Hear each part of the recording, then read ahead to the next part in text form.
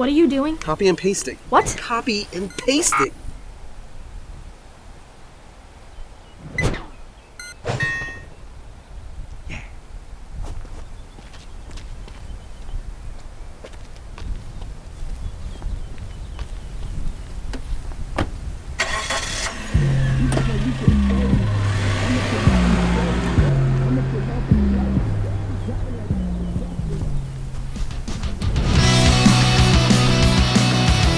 Before we jump into the episode, we have a spring sale coming, which is 25% off all of our filmmaker goods across the entire store from April 30th through May 6th. So if you're looking for any LUTs, sound effects, music, or other assets, check all of that out in the link below. But back to why we're here.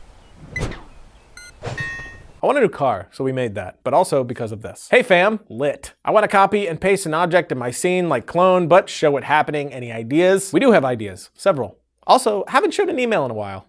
Feels nice. Is it all right for him to take the helmet off? I mean, is he... Well, you might not be able to breathe. Josh shot this one and chose to go with a handheld look because that will usually help sell the effect that you're trying to pull off more. With a lockdown shot, you can feel the restriction of the camera, and it can sometimes feel like that restriction was for the effect, and everything else becomes more obvious. Plus, the motion of the camera when using handheld helps keep the eye busy and distract it from analyzing too heavily. But after Josh got all the main coverage, we grabbed the plate of the car in the second spot. For this, we did lock the camera down so that we could work with it more easily, but I'll get back to that later. And for the VFX on this, once again, we have Joey. What's with the bananas? Okay, with our footage shot now loaded into our compositor of choice, we will make a new comp from that footage.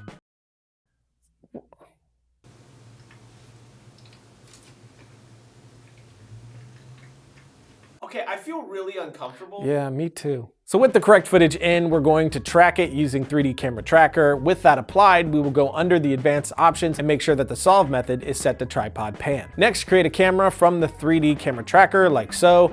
Then we will drag in the shot of the other car position that we shot locked down, and we're gonna bring that into the comp and make it a 3D layer. Then position this layer until it lines up properly with the background plate. You can also use the mesh warp effect if you do need to match the background more precisely. Here we really wanna make sure that we're lining up any of these main lines so that we don't get any obvious breaks in our mask. And now we will draw a mask around the car and another mask around the shadow of the car. And now since we created our camera from the track and set our locked car layer to be 3D, our car should be locked in the scene now. But now we need to animate the car to scale down and follow the fingers. And instead of just animating the scale, Joey used a bulge effect and set it to a negative height to get a more interesting warp effect going. He also used a twirl effect and animated the position and angle so it sort of warped through the car. When we have to animate the car to match the real car, it might not line up perfectly, but as long as it lines up mostly, it's going to work fine since everything is happening so fast and in motion.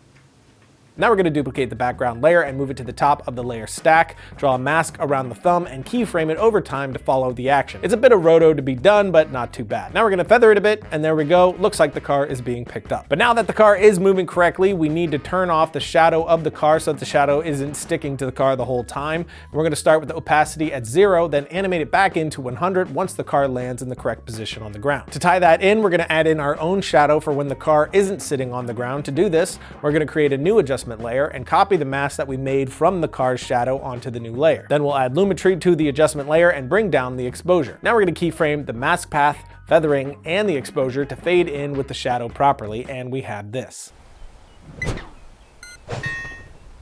Do you get the banana thing? Am I missing something? Doesn't make any sense. What are you doing?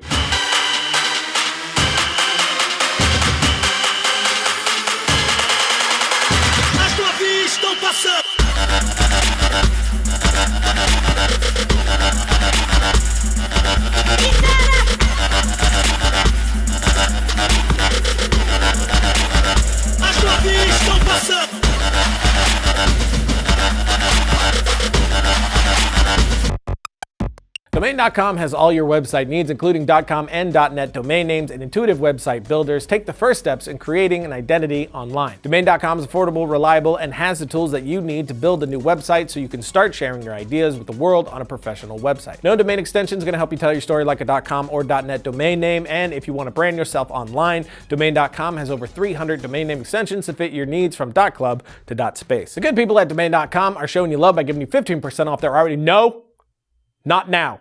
Daddy's making money. Ugh, why'd you call yourself Daddy? That made me more uncomfortable. Just trying to be like authoritative. They're giving you 15% off their already affordable prices when you get domain names, web hosting, and email. Just use the coupon code FilmRiot at domain.com's checkout. And when you think domain names, think domain.com. Daddy, like that's the word. Okay, let it go. Logo. So we have our main effect done. The final thing is to throw in that second car where Eris is walking toward them.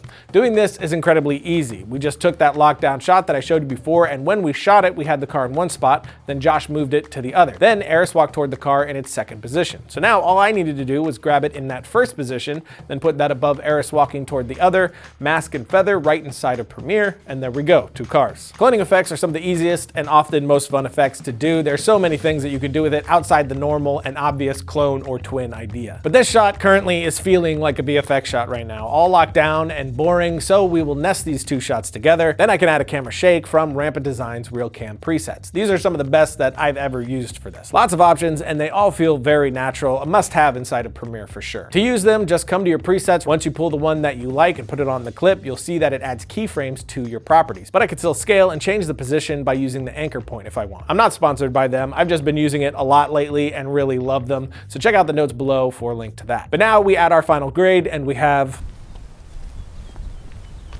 an easy effect, half of which you don't even have to leave your editor for. But that is it for today. As always, check the notes for the links to all the goodies that we talked about in the episode. And don't forget about our spring sale. Get some filmmaker love for cheap. And I'll see you next week when I spread broken glass outside my hotel room so I can hear them coming.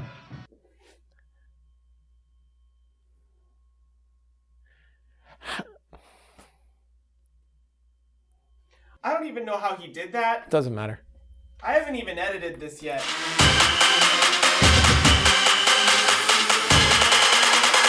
As tua vida estão passando.